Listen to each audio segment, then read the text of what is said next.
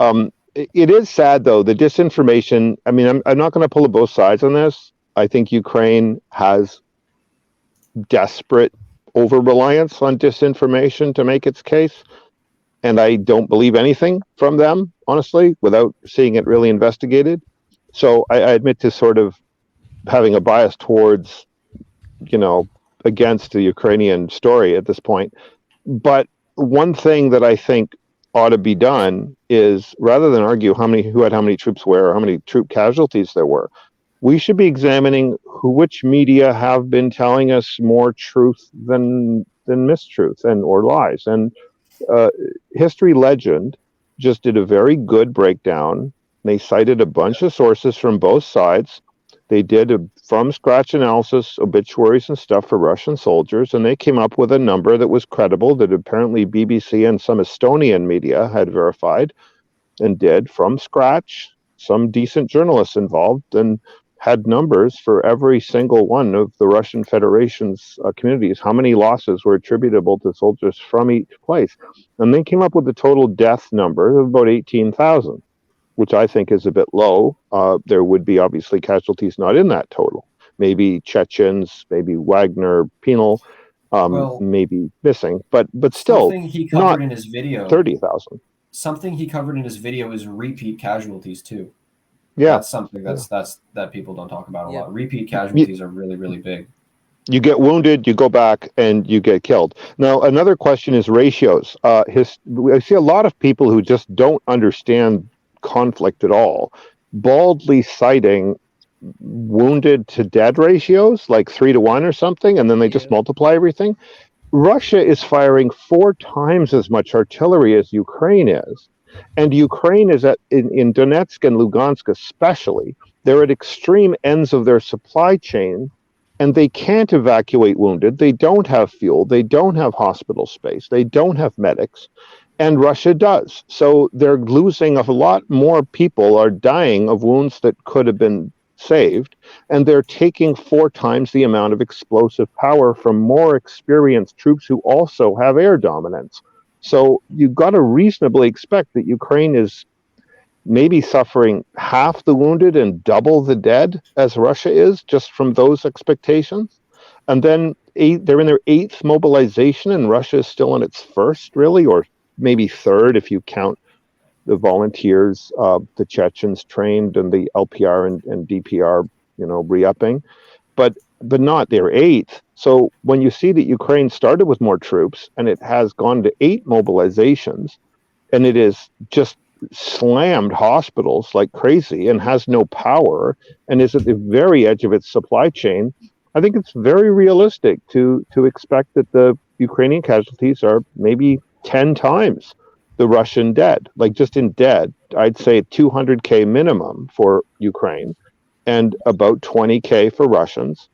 And I think wounded-wise, maybe 300 to 400K for the Ukrainians, more dead, less wounded than you'd expect.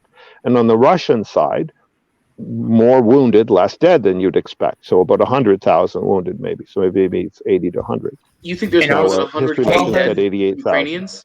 Is the reflection I'm certain of, like, of that. I'd bet on that.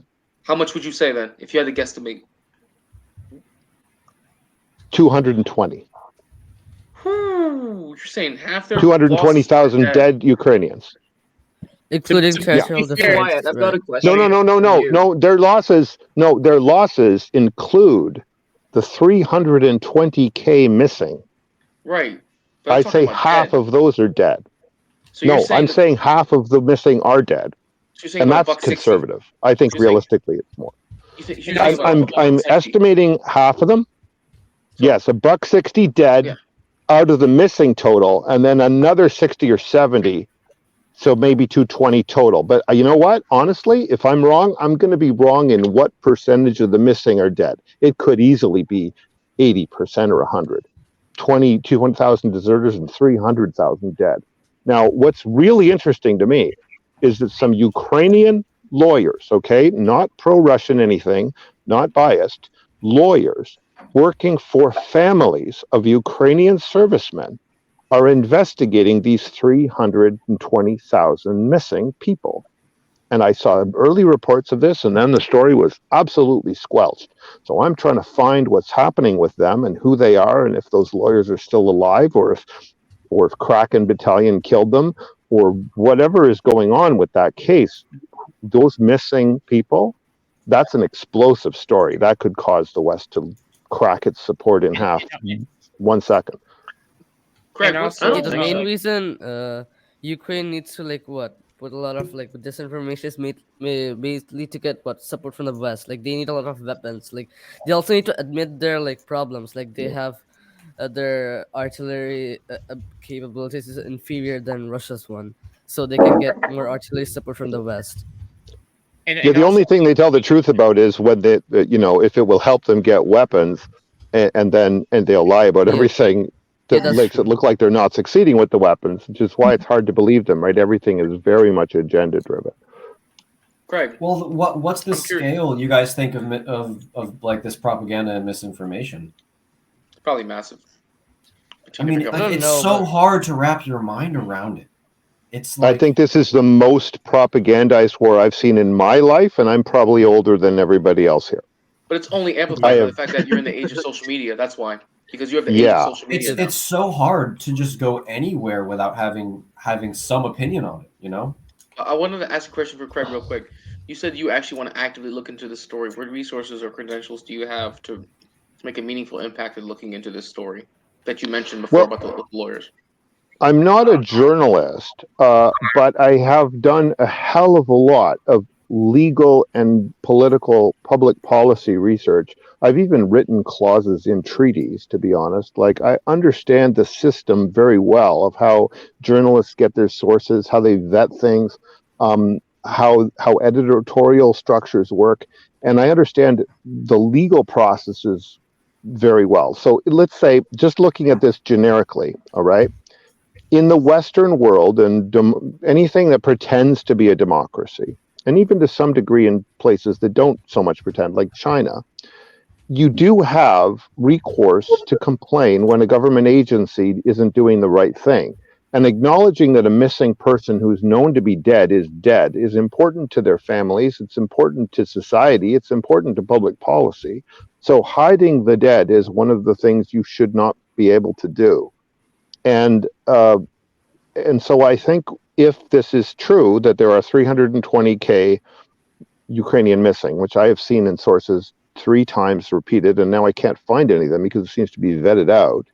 If there's that many missing people, then there would absolutely be some subset of their families demanding more information, and some subset of those families would have lawyers, and those lawyers would have found each other to file a class action suit or a freedom of information or whatever the equivalent is in Ukraine. And they would be battling right now with military authorities to get information on where did they go missing, when did they go missing, why do you think they're not dead, why do you think they might be alive, are they Russian prisoners, did the Russians capture them and kill them, what exactly is going on here? And those questions would leave a paper trail somewhere. So that's what I would look for. The legal system might be broken now. Well, oh yeah. You also hear these things about Hungarian